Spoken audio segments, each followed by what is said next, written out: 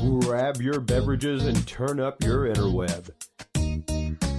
Solving the world's problems 12 ounces at a time. It's Dudes and Beer.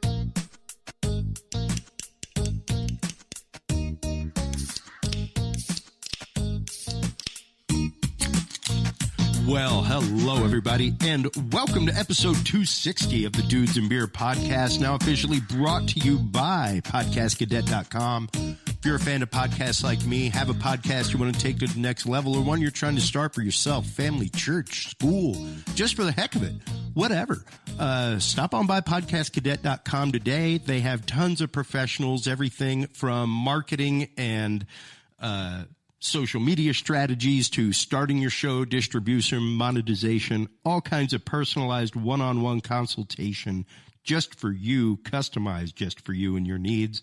Stop on by podcastcadet.com. Use the code DUDES20 on your way out the door to save 20% off your cart. So happy to have good friend John Bowne from Daily News Collective on the air with us this evening, as well as our amazing guest. I've been chasing him for about a year now, wanting to have him on the show, and saw the fact that he was now a presidential candidate. Welcome to the show, author, speaker, transhumanist advocate, journalist, and now presidential candidate for the Republican Party, Zoltan Istvan. How are you this evening, sir? Good. Thanks so much for having me on. Absolutely. Thank you so much for coming on. Like I said in our pre-show just a minute ago, I've been wanting to have you on for quite a while. Transhumanism is a popular topic in our Facebook group, things like that. And I've really been wanting to have somebody on to kind of break down what that is. Everybody is always so afraid of like Skynet happening next week. And I don't think most people really have a true grasp of what the cause of transhumanism is and the chase for ethics when it comes to these things. Would you mind taking just a couple minutes explaining how it is that you got involved with transhumanism and the work that you do with it? Well, absolutely. So transhumanism is a social movement now of, tens of millions of people around the world that want to use science and technology to radically modify the human body and also to modify the human experience. It can be anything from kind of exoskeleton suits to get disabled people out of wheelchairs. It can be things like brain implants. It can be things like driverless cars, but whatever it is, it's just radical technology. And, I wrote a novel, The Transhumanist Wager, about 5-6 years ago that luckily became a bestseller and sort of launched my career in the public world as a transhumanist advocate. And I've been doing a few political campaigns, and now I'm running for president, sort of underneath the, on the transhumanist candidate banner.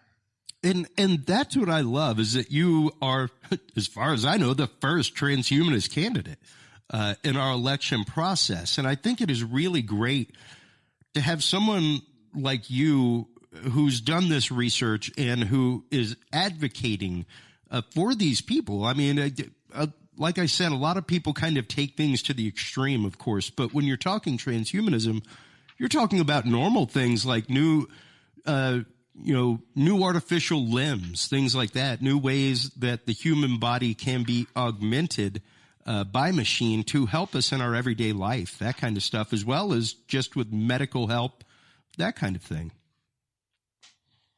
Yeah, no, absolutely. I mean, what transhumanists are sort of best known for is really tackling the world of disability. When an Afghan vet gets his arm blown off, we're the group that puts on the robotic arm so that person can grab a beer and drink it. And, that's really what transhumanism is known for. Transhumanists out there, electively doing these things. We will in the future. But right now, what we're really doing is just trying to make people live a lot better, especially those that might have some disability or some type of, got hurt in some terrible way. And that's one of the reasons why I love that you are actively running for office, is bringing this to the attention of people, trying to show that these things are needed in our society, that we need to start not only taking a focus to moving technology in that way, but we really need to start taking notice with our laws and regulations when it comes to ethics and involvement with that as well. Oh, absolutely. I mean, the ethics field of the future is sort of a minefield right now. People sometimes think some of my ideas are crazy, but they don't realize that. So first off, I'm from, Silicon Valley, San Francisco. There is hundreds of millions, maybe billions of dollars flowing into things like brain implants, where you could connect your brain to the cloud, sort of like Elon Musk is doing with his company Neuralink. And this is a radical idea that we would, in real time, be able to think through a machine instead of using phones or whatever we're using right now to do this podcast, we would be doing it in our head. And yet that is almost certainly the future, even the 5 to 10 year future. So it's pretty spacey for a lot of people, but no matter what people think, it's happening because so much capital is flowing into these giant companies like Google and Apple and others that are essentially going to be pushing these technologies forward. Yeah, most definitely. And I actually John Bowne's jaw just before we got in touch with you. I was doing some recording last night, and he's like, "Oh, this is a cool track," and we started talking about how I made it, and I pointed to the wall at my little brainwave headband, and I was like, "This whole track is actually made with my brainwaves." I did not touch a key one. I used a brainwave headband to connect to an app that and it sounded like the new Peter Gabriel album. Like it's pretty wild. But the fact that I'm now driving my keyboard technology with my brainwaves and something that I augment my body super with. Intelligence. These are words that there's probably a whole lingo in Silicon Valley, but I would say that super intelligence used? Is that a common term that's used now? Intelligence explosion. Do you hear that? Yeah, well, we hear super intelligence all the time because it's just an easy way to get the public to understand what we're talking about. We're not talking about an IQ of 170. We're talking about intelligence that is, the computational power is trillions of, calculations per second, something that is way beyond what the human being can do in terms of that. So, super intelligence is really a key buzzword. Yeah, absolutely. And right now, the big buzzword with big data and everything else, of course, IoT, the Internet of Things, has been the buzzword for almost a decade now. But now it is the AIoT, the artificial intelligence of things. And the way that this artificial intelligence is working with us on the daily to help, like you're saying, even help program artificial limbs faster, that kind of stuff. What was it? Go ahead. Sorry. Yeah, no, I was going to say absolutely. AI is probably the biggest single subject.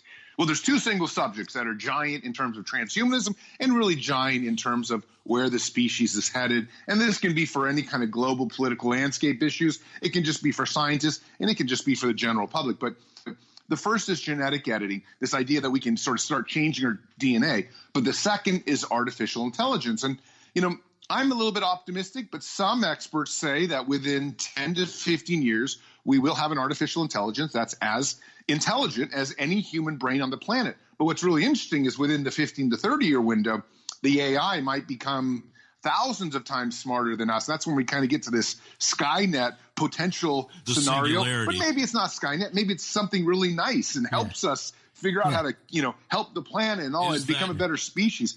But whatever it is, AI is absolutely one of the most important issues of our time. That would be the singularity you're describing at that point. Yes. At some point, we get to this point called the singularity, which, for the layperson just to understand, the singularity is just a moment in time when AI becomes so powerful that the human brain can no longer even understand how powerful it's become. Because, you have to understand, our brains are just 3 pounds of meat, of flesh. But AI, we're talking about fitting servers inside the Empire State Building. Already we have supercomputers that can do 300,000 trillion calculations per second. The fastest supercomputer in the world is an American, and it's 300,000 trillion calculations per second. So, if you just take that out 20 years, it's going to be insanely how much faster it's going to be than that. Yeah, I used to work the NVIDIA conference, the one that just got canceled. due to the awesome coronavirus. Yeah, my industry is just tanking right now as an AV tech. But it was so great to sit in there with people like Lockheed Martin and see how they are actively using AI programming along with the video chip technology. Like, there was one dude that was like live mapping the surface of the sun in my ballroom. Like, yeah, you know, we're looking at a live map of the sun right now. You can see the plasma flow here. And when you hear people from Lockheed Martin say that we can literally get ready for Moore's law to collapse in the next 5 to 10 years, that like what we know about processor technology and how it's made and how many computations we can get and, you know, how many transistors fit onto a chip, it's getting ready to be a whole new world. They don't even know how amazing it's going to be yet. Well, and this is we have this thing called quantum computing out. Mm-hmm. And for those of you who are Bitcoin enthusiasts, you know, the Google quantum computing, they've said, well, the quantum computing can literally discover every single Bitcoin that's out there in literally 2 minutes. Wow. Versus what most people frame to mine Bitcoin. So you're talking about this $1 billion currency being essentially unloaded in 2 minutes because of a new type of fast computational system. I mean, the world is changing, and I don't think people realize, give enough credit for the evolution of the microprocessor. Yeah. It's going to lead to the singularity, and we're humans are going to be left behind unless we're going to become one with it. It's crazy. That's why I love that there are passionate people like you bringing this stuff to people's attention, just shooting flares up in the sky that, man, we've got to get an ethical hold on this before it happens. As of right now, we are so behind. Like, this country has no definition of digital identity. It took the EU to make cookies. Firefox just said, hey, all ISPs, guess what? If somebody is using us, you get nothing.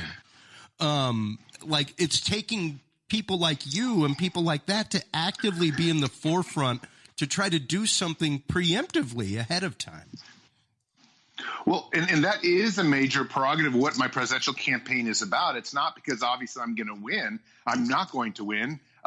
It's really about just saying, look, Donald Trump is not telling the country what's really happening. And what's really happening is, for example, the military is being replaced by automation. The workforce is being replaced by – Trump likes to blame the immigrants. It's not immigrants that's changing capitalism. It's technology. So I'm just out there just shooting my flares, trying to get people to at least discuss it, because discussion is the most important way to move forward ethically, humanely, and also just so we understand what's best for the human race as this technology kind of comes into play. And believe me, capitalism's not going to wait for us to make good decisions. No. It's just going to put something on market. And if we're not smart about it, it could be disastrous. So we need more people discussing it. We need Congress talking about it. And, you know, frankly, it would be great to have a president who actually knows something about science, too. Or to have some people around him that do as well. I know John Bowne had a question here for you. Yeah, it's kind of a silly question, but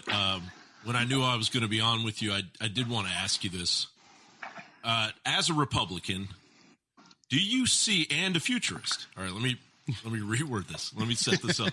As a Republican and a futurist, do you see a future for the Democratic Party? Well, to be honest with you, I see probably a stronger future for the Democratic Party than I see for the Republican Party. I think the Republican Party might be doing very well now, but, you know, in the long term, Trump might be dramatically hurting it because, you know, this populism thing could go the wrong way really quickly, especially if he tries to take, you know, I mean, who knows what coronavirus happens if all of a sudden it, you know, results in martial law and all these other things, and it could easily end his bid for the presidency. You know, I mean, it could be the Democrats who end up, they're kind of more mild. And even though I got to say the Democrats have been effing up a lot, it seems like they just can't get their act together. Yeah. They're still, generally speaking, group of people out there. Now, you know, I'm running as a Republican because I am fiscally conservative, but I hold very libertarian social values. In fact, some of my values, ethical values and whatnot, moral values, are even left of most Democrats. I mean, I have an almost open immigration policy, and I'm completely so most people would say I'm more liberal than liberals, but I think what's happening is that the Democrats just haven't really gotten together, and they probably will figure it out. I'm not sure if Biden is going to do that, but either way, I think as a country, the Republicans have to be. And this is the main reason I'm running as a Republican. If the Republicans can't get up to date with science, the party could easily lose its stature and just wither away. And that's really why I'm here. I feel Valley has turned so dramatically hard left. I don't think hard left is good. I don't think hard right is good either. I just think somewhere in the center with a good balance is the right way for a democracy and a country to move forward. So that's sort of why I'm running, to try to steer this technology into the middle. Well, I just want to throw a quote out there just to kind of cap what you just said. George Washington said about our government, he said, government is not reason. It is not eloquence. It is force.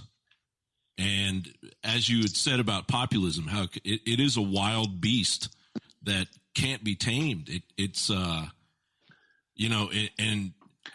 that we need to be tamed as Americans. We're free in our minds. We should be, but it can be taken the wrong way. It can be turned upon itself, really. Yeah, no, and I agree with you. The main strategy of my candidacies that I've run, because I ran in 2016 and I ran for the gubernatorial position in California in 2018, is the scientific method. And no politician really is running on this. Most politicians make decisions from either, maybe their ethnical backgrounds or their religious backgrounds, or maybe it's a historical background that they may face. But I like to make it based on the scientific method. So no populism whatsoever. This is just based on what is the most logical way to do the greatest good for the greatest amount of people in the country. And it's a very sound policy. There's no discrimination whatsoever against any single idea. It's how can I actually help the country in the most general way possible, so the greatest amount of people can be happy. Everybody. But we can satisfy a great majority of it. Yeah. And, it's interesting that you brought up the scientific method, because that is something that we preach so hard on this show, is just follow the scientific method, people. You're allowed to take in any information. You're encouraged to take in all information. You're supposed to. That's what the world of hypothesis is. That's what being a human actually is. Yeah, you're supposed to be throwing it against the wall to see what sticks.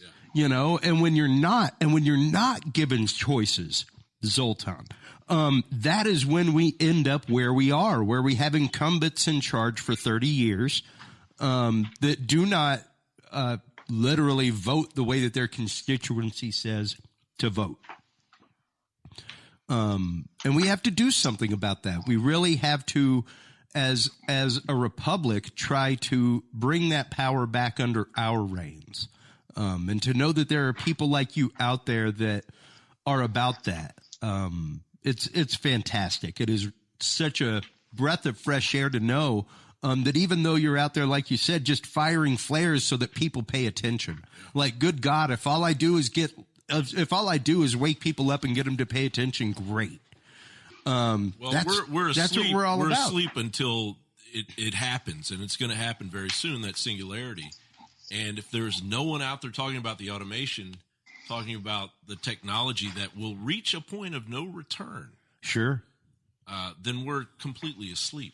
Yeah. It's going to happen any minute now. Well, at one of the conventions that I work, I actively heard a Harvard economist talking to a group of CEOs, and one of the things they were bringing up was automated trucking, all that kind of stuff, and how it's putting people out of work and all that. And it literally got to the point where the economist was like, listen, do you think that these companies would be spending billions of dollars trying to figure out how to make an automated truck if there were people lining up to drive the truck? So how do you, as a candidate, think that we should get back on that track and kind of breathe new life into this? Well, so, what's really interesting is all these companies are spending billions of dollars on the automation, and yet our government is not even discussing what to do to counter that. So, we have 4 million, truck driving is a great example. We have 4 million truck drivers in America. And these are not like tame men. These are like bold, men with guns at their side. They're not going to go down quietly when someone says a robot is taking your job. Go sit in the corner. So these are people that, like, you have to really worry about an uprising. Beyond the truck drivers, you have another 10 million people involved in the truck that also will be automated. Right. So now we're starting to talk about, 10, 15 million jobs and a significant part of the economy, easily enough to put it into a recession if something was to go wrong. And I support a tax-free universal basic income because despite my libertarian tendencies, I can't imagine a scenario when those truck drivers are ever going to be hired anywhere else, because by the time they maybe get retrained to do something, another robot or another piece of software will replace that job. And, my wife's a physician. Even her job, even delivering babies, even if she trained for 19 years, there's a time coming in the future when there's going to be a robot that can deliver babies 24 hours a day. It never sues the hospital. It doesn't care if it trips on a banana peel. It doesn't get sick or need whatever it is. These are hard facts for the American public to understand. But capitalism, as long as we continue to allow it to drive the economy, is going to essentially replace human labor with automation and robots. So that's one of the reasons why I support a universal basic income, is because we need a policy that can keep the truck drivers from pulling out their guns and saying, I want my job back. We need to give them something. So they said, you know what? I may not be rich, but I don't have to work anymore, and I can still raise a family or do whatever else I need. And again, my basic income is tax-free. It monetizes federal land. Other people's basic incomes don't do that, but whatever happens, it's going to be something like that. Otherwise, as we replace 50 or 100 million jobs in the United States, we're going to find ourselves against pitchforks by the mob, by the people. Absolutely. And if you want just a real quick rehash, people, go back to the late 70s and take a look at the truckers' strike that happened, where the truckers union went on strike and was like, you know what? Till we get treated fairly and get our right goodness, we aren't moving. The country almost shut down. The infrastructure to get groceries to grocery stores, everything else, that's all via trucking. Fuel coming to we deal with it all the time with hurricanes here in Texas.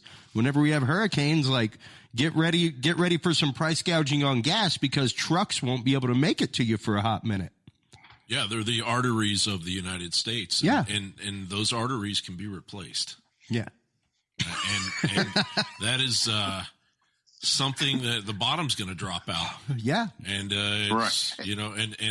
all the unions in the world aren't going to be able to prop it back up. Well, and I've even posed the fact on here before, because we went through quite the sex bot craze on Dudes and Beer for quite a while. Anytime I see a sex bot article pop up, I absolutely share it with the group, and it inevitably just goes through a string of replies and conversations. But Houston, Texas was one of the first places in the world to actively block a robot sex brothel. And it's one of those that I've posited, like, so, okay, we get to the point of a sentient robot. What do we do when they start finding the pictures on the internet of the sex robots that we just built to have sex with? Like, isn't that just going to spring the Matrix on us? You're a very strange person. Like, look at what they did to us. Look at how they subjugated us to these horrible things. Zoltan, I don't mean to interrupt you, but I did want to ask you this earlier. And since he brought this up, I just wanted to know your opinion of seeing Blade Runner for the first time. Sorry. Well, no, I mean, Blade Runner is a fantastic movie, and I keep watching the second one again and again because it's so cinematography, brilliant. It's just a beautiful film. But the first one is very impactful in a very emotional way because, you talk about what it's like to die. And, of course, transhumanism's number one goal is to try to overcome death with science and technology. And while we haven't got there yet, it's amazing the amount of money. Just in the 6-7 years that I've been kind of pushing forth the movement, the amount of money has gone from $1 billion to over $100 billion. And Bank of America recently said by 2025, we're going to have $600 billion in just the life extension in what we call the anti-aging industry, people literally working to change your genetic structure so that you don't age anymore. And this is almost inevitable too, just like the singularity. We're going to get to a point when we don't die, we don't worry about those things. Yeah. And these kind of structural changes at the institutional level, whether you get married, whether you choose to have children, I mean, everything is going to change. Of course, the Houston government said no to sex robots. Yeah. They're conservatives, and they're probably worried about this whole thing beyond the singularity. I mean, we're just talking about, like you're not even getting married anymore because you don't want to have children. You're living 10,000 years. Maybe you'll have a child after 9,000 years. I mean, it's just such a different mindset. Yeah. Yeah. Whenever you start really going Robert Heinlein and Methuselah's children on it, and the concept of, somebody living for thousands of years, you really do have to take those concepts into consideration, and to know that these people like Robert Heinlein had these concepts and these ideas back in the 30s, back in the 40s. They were talking about like quantum computing and writing data on atoms, and now we are actively doing it. It's mind numbing to see the surge and all that kind of stuff. We have about 5 minutes left with you, Zoltan. Tell everybody where they can go to find out more about your cause, more about transhumanism, where they can go to find your books, of course, other than the Dudes and Beer store, because they're being added there after your guest spot. But where can they go to find out more about your presidential campaign, all that kind of good stuff? Sure. Well, I think the first thing to know, just your listeners, is that I've been a journalist for almost 25 years. I began my career at National Geographic, and I've now been writing recently for the opinion section of the New York Times, for Quartz. I had it. If you have any subject matter that you're interested in, just type that subject in and my name and Google it, because you'll probably find I've written 230 opinion essays over the last 5 years, essentially. So that's the easiest way to find out something about what I've said, whether it's love and marriage, whether it's robot sex, which I've, of course, talked about, whether it's environmental issues or a basic income. And then, my campaign website is Zoltan2020.com. And, of course, I also have a personal website, which is just transhumanism oriented, and that's ZoltanIstvan.com, where you can see, different interviews or articles and my books that I've written, because I've written a couple of books. And we even have a new documentary. I'm happy to announce that we have a new documentary called Immortality or Bust, which was about my 2016 campaign. I drove this crazy coffin bus, 40-foot long, across America, and delivered a transhumanist Bill of Rights. And we've been working on a documentary forever, and we're hoping it'll be out soon. So there's all these fun things to discover. Wow. Fantastic. Yeah, I mean, Zoltan is everywhere you want to be, folks, on the internet. I'm here to tell you, just Google his name, and I guarantee you will find tons of amazing stuff out there. He is all over the place and quite literally one of the big movers and shakers in the transhumanist movement. Thank you so much for taking the time. Good luck in the presidential run. I can't tell you what it was to have you on. I'd love to have you on to talk more about the documentary, as well as more about transhumanism, and really crack this nut for our audience a little bit more. Yeah, absolutely. When the documentary comes out, hopefully 4 or 5 months, it's already out. Okay. It did an award. I'd love to come back on, because we'd love to talk more about it, but we're sort of under that signing clause and all these other things with the distribution now. But thank you so much for having me on. It's been great talking to you. Sorry I had such a short time. Absolutely. I am officially still on the campaign trail. That's right. And, literally, life is pretty brutal at the moment, but hopefully I'll have more time next time. Well, absolutely. Thank you so much for taking the time this evening. Godspeed with the campaign. I want you to know it's not often that I let people publicly know, but you got my vote. Yeah, good to talk to you, Zoltan. Thanks. Thank you so much, gentlemen. I appreciate the vote. Absolutely. Take care and have a great evening. All right. Thanks, you guys. Bye-bye. Bye-bye. That's just an incredible conversation to sit and have, to hear a presidential candidate going through stuff like this, and really trying to bring the light of truth of transhumanism to people, trying to bring just that concept well, to them. It's an alternate reality too, and a lot of people out there are going to have their own reservations already, their own prejudices built up. It's a whole new reality. And when the more you learn about it, the more you realize, like, you just can't fight it. That it's right over that hill. It's right here. And what are we going to do when we get there? And to put all of your faith and your hope into that the robots won't turn around and kill all of us. It's basically where we're at right now. And Congress is like trying to get a hold of it and saying, look, we're starting to realize not only is this a problem to humanity, but to our entire economy. Yeah. It just changes the whole game. And so at the end of that monopoly board, of that singularity, you finally get to the end and it's singularity. Who owns all the properties on the board? You see what I'm saying? Yeah.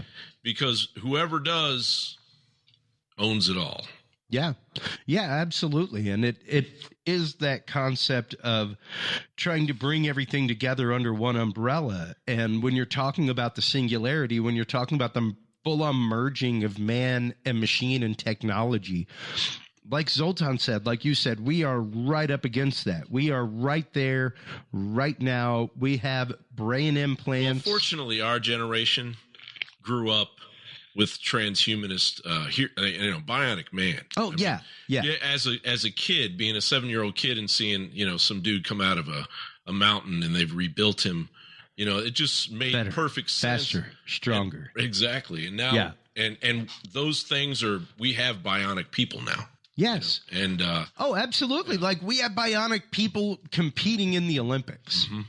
Mm-hmm. So much so that it became an issue the last Olympics. They had to actively ask, should we be allowing these competitors into the Olympics? Do they actively have an advantage? Does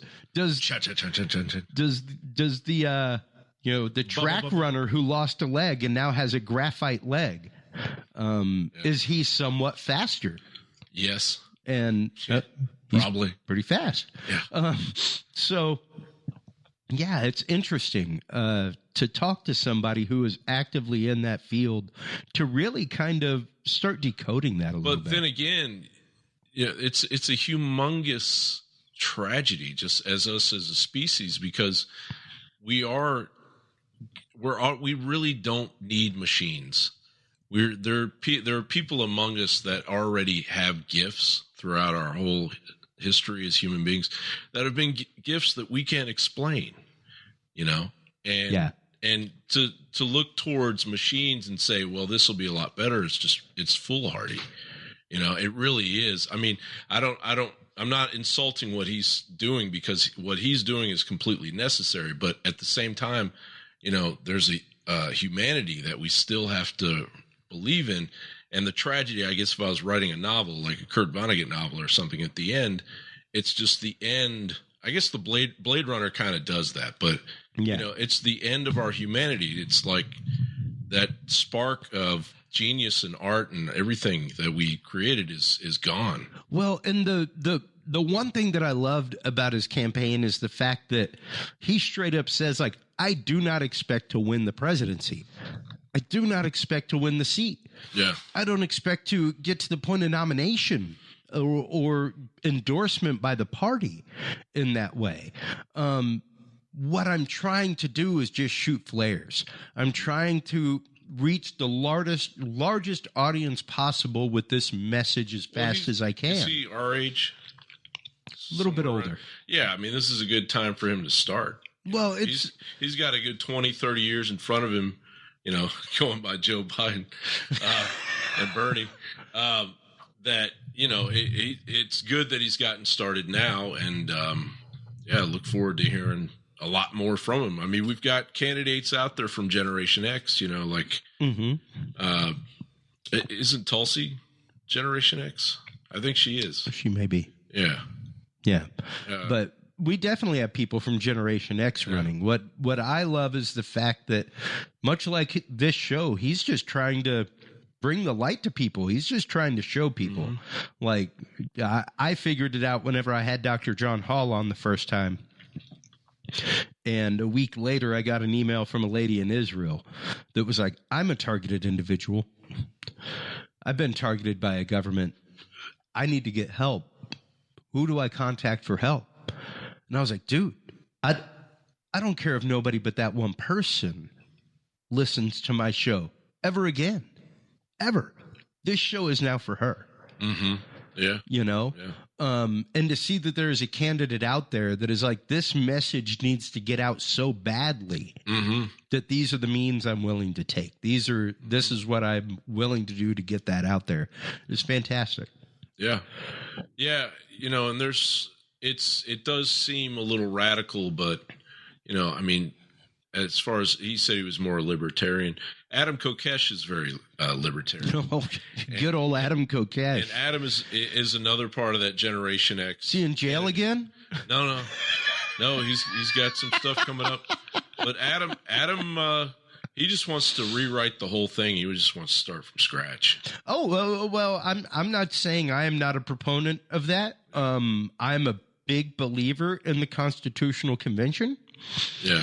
In the Convention of States. Of course, Adam, I'm probably, it's a little more complicated than that. I'm not trying to campaign for Adam, but I'm just saying, like, we have a whole nother generation that's coming up, and he's an example of that. Yeah. And people have to start getting used to that, is that, you know, our ideas are going to be, from our generation, are going to be a lot different than some guy who can't even quote, you know, the Declaration of Independence. That, you know what it says. Yeah, that thing that says, you know what it says. You bone-faced pony soldier.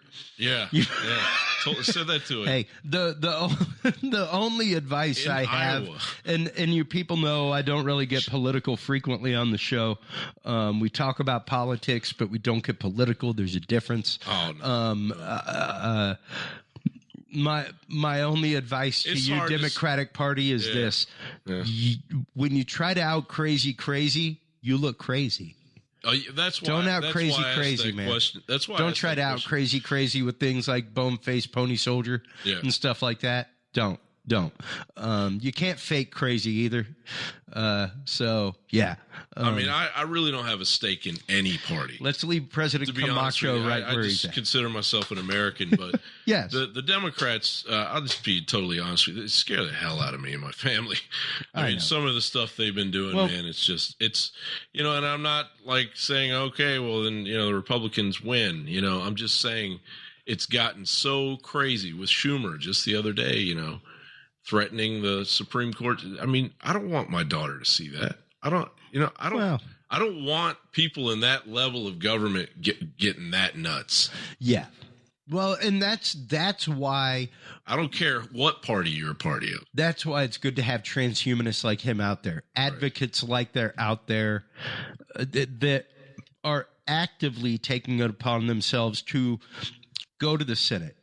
Go to local houses of Congress and representative houses in states and say, this is what is going on. This is the technology as it exists.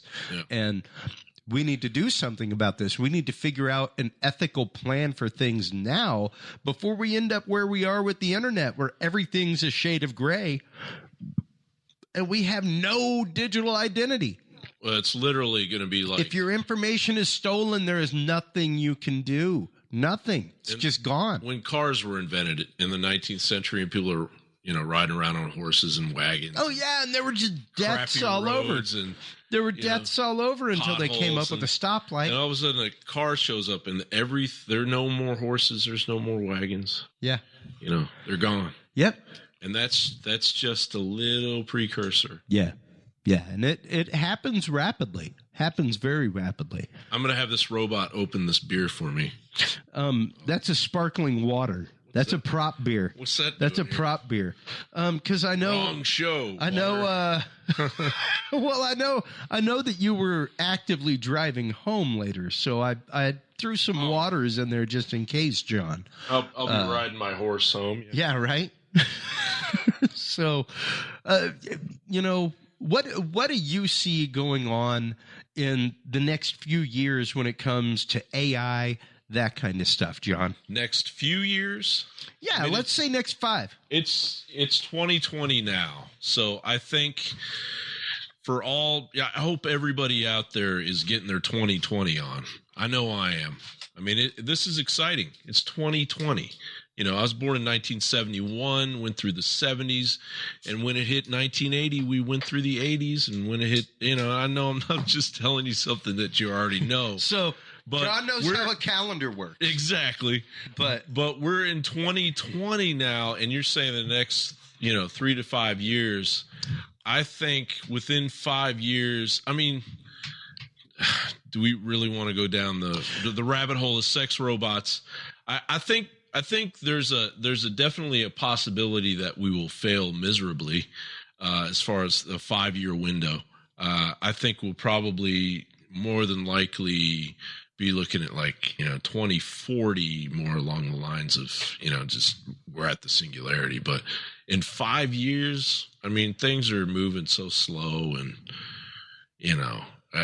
it's the thing about automation. That's the thing that has to be watched. Yeah. And what he was saying in the industries that are exploding right now with the explosion of intelligence, of super intelligence, that's what we need to look at. And anything that's AI driven, any kind of micro technology, any kind of, anything that's getting smaller, as you said, Moore's law. Yep. Those are the things to at least look at. I mean, I'm not going to sit here like a Swami and Nostradamus. Yeah. The whole thing. I'm just saying, that's where are we, and what are people projecting in Silicon Valley, but at the same time, Silicon Valley has become such a tyrant to freedom of speech, and there things. I don't think they have as much control or responsibility. It's not like, oh, these people are bad kind of thing. It's just, with Twitter right now, with Jack Dorsey has a possibility of being kicked out of his CEO spot. Yeah.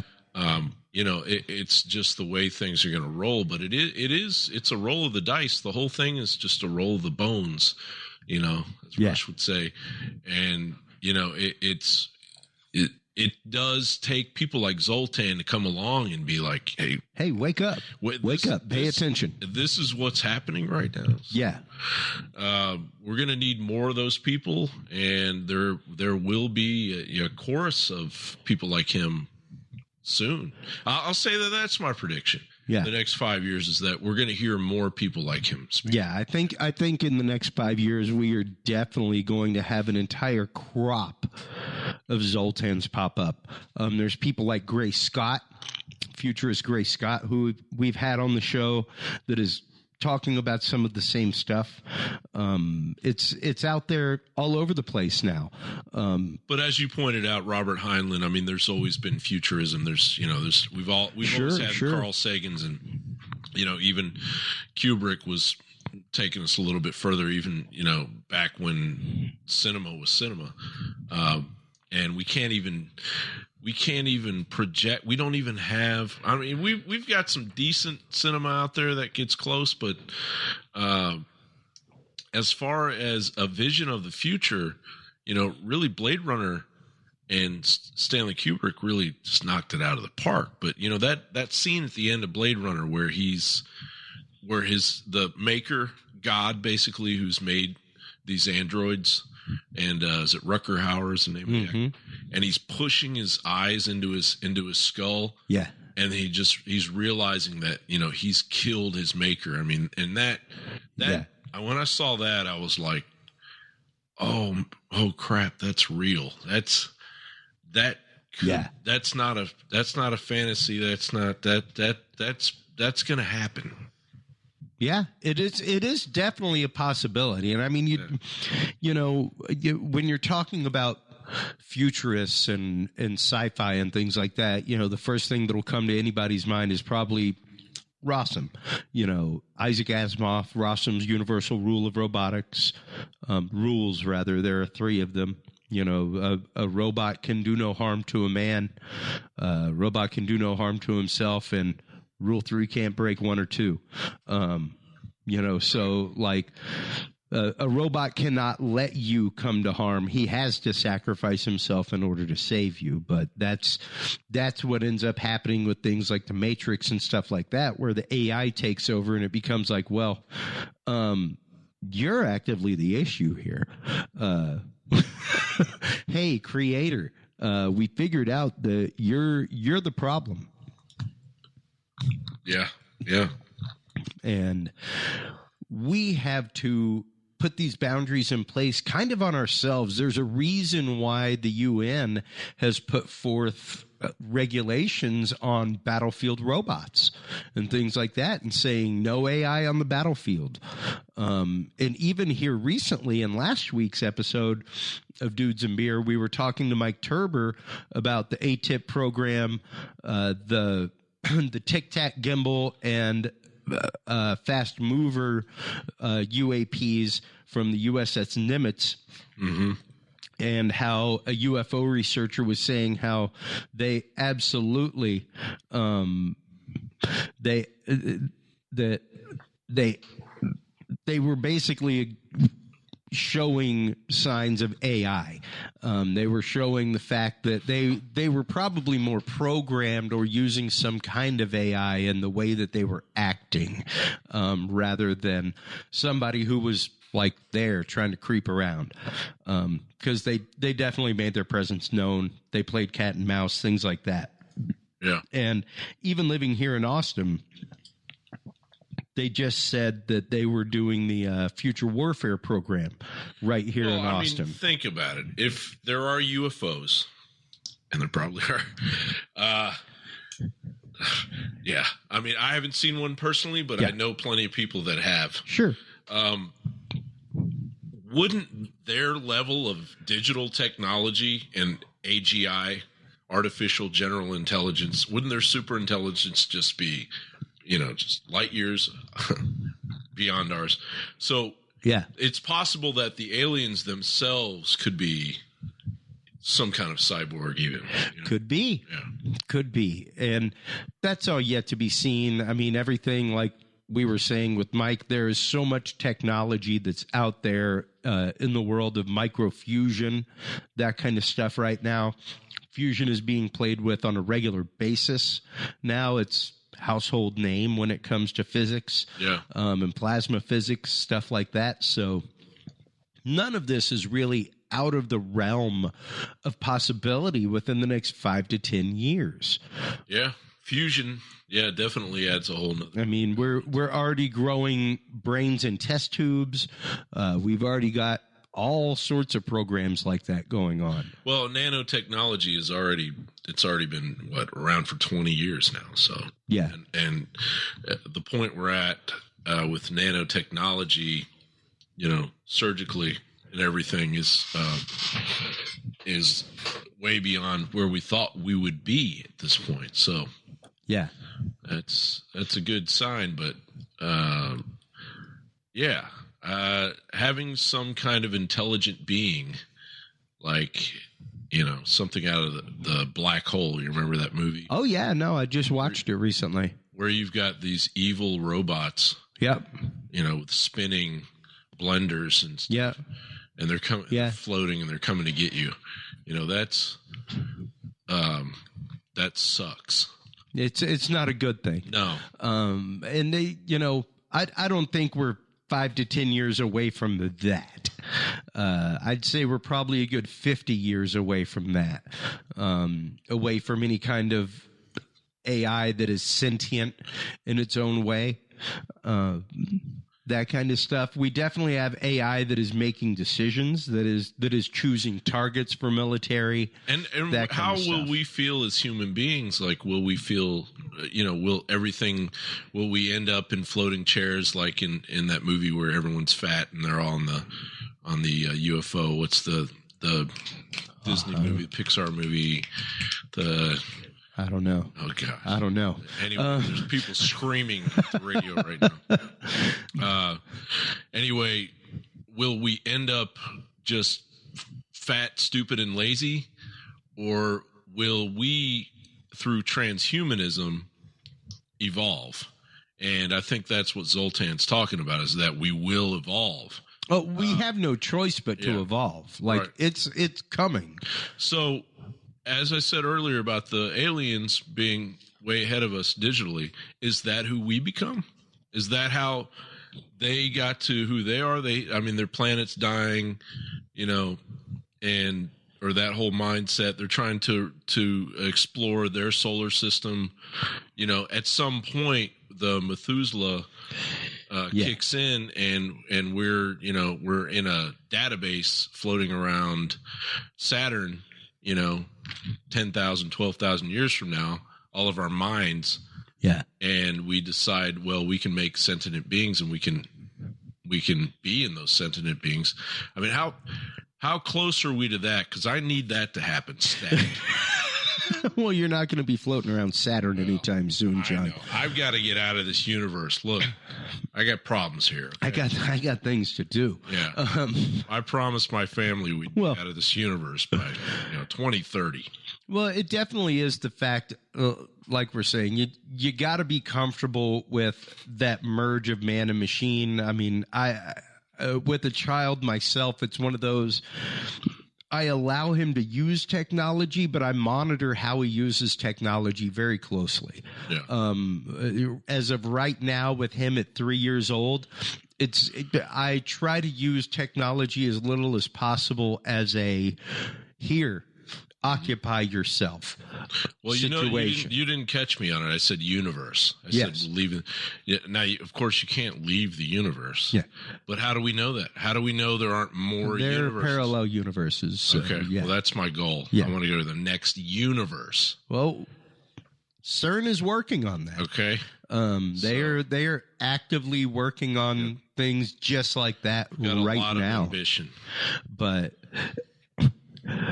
it's just the fact of monitoring how you use technology, how you interface with this, how we utilize AI and Wally. and how we actively incorporate that in our life. And that's what we're going to see more of over the next 5 years, is augmented reality on a daily basis, much more of the AI on a daily basis. What do you think about virtual reality right now? Virtual reality is fantastic. Yeah, it's great. It is. Do you own anything? That's a virtual reality machine sitting right there next to you. Well, I own an Oculus, and the motion sickness is just too much. Well, it can be for some people. And there are so many glitches. It's like the Atari or the Commodore 64. I mean, it's in its infancy right now. No, it's pretty out there. There's some great stuff going on. Oh, I know. I've seen it. I've seen it. I'm just saying, when you're loading up a screen, and people know this, and they'd probably say this out there. Well, you got to have a more powerful computer. Yes, you do. I have a pretty powerful computer and a good graphics card, good enough. And so when you're loading up a game and you got the goggles on, it starts flipping out. And if your eyes are open, if you do that enough, it has this effect on you, like it might actually give you a seizure. Oh, I'm sure it could. So you've got 2 video screens in there. So my thing, if there are Silicon Valley people listening out there, and there probably are. There probably are people listening. Oh, absolutely. Was on. Absolutely. Can somebody do something? And I've got a simple solution for that. When it gets to that loading screen, put something else up until it's done loading, because it's completely annoying, and that's what's going to happen. That's all I'm saying. Yeah. I mean, I got my little apartment in, I've got my cabin out in the woods and the mountains in virtual reality. Sure. Yeah. Well, I think it's much more the fact of people like Billy Joe Kane, who is out there with the Radical Empty Education Foundation using virtual reality to train people how to spot those that are victims of human trafficking, who have been through that, being able to, because you can now put somebody in a situation that they'd never be able to be in. Educational things. I'm not knocking virtual reality. It's come a long way, and to be at I'm just saying improve it. To be at CES this last year and literally see some guys on lay down sleds with glasses on, basically playing the exact same game that was in Lawnmower Man. Right. Yeah. Like, it's there. It's happening. So just get ready for it, folks. Get ready for the singularity. It will happen. I cannot wait until the singular moment. There we have Zoltan Istvan back on. John Bowne, thank you so much for joining us tonight. Tell everybody where they can go to hear all the great stuff from Daily News Collective. Just go to dailynewscollective.com and then click on podcasts. That's where you're going to find me. And I'm trying to reformat my format. I want to have more guests on. I want to have different, I want to look at clips and talk about them. And I don't know. I've got ideas, but I'm only on show number 35. What are you on? Like 3,000 here? 260. 260. Yeah. So yeah, you go through you go through some changes, but you do. You evolve. You move on. Yeah. So, but I want to talk to people. Yeah, I want to interview people. I was doing that in the beginning. I kind of got away from that, but I want to start doing that again. Yep, and while you're online checking out everything from John Bowne and Daily News Collective, John Bowne Politics, make sure to stop on by both of our parent networks. HC Universal Network is where you can find everything, hcuniversalnetwork.com. While you are online there, make sure to stop on by dudesandbeer.com. That is where you can find all the episodes. And do it at your own leisure. It's where you can find the Knowledge Vault. We will have the Transhumanist Bill of Rights up there rapidly for this episode. Till next time, everybody, take care of yourselves, take care of each other, and remember, if you can't be good at it. Thanks for listening to this episode of the Dudes and Beer Podcast. To listen to our audio streams or chat with us live, download the official Dudes and Beer app for Android and iDevices, available on Google Play and iTunes markets. For more episodes, content, and information, visit us online at dudesandbeer.com. You can also find our episodes on Breach.tv, iHeartRadio, Spreaker, SoundCloud, iTunes, YouTube, Stitcher, or your favorite podcast service. Dudes and Beer is a proud member of the HC Universal Network family of podcasts. For more about our sponsors and other podcasts on this network, visit hcuniversalnetwork.com. Thanks for listening, everybody, and until next time, drink responsibly.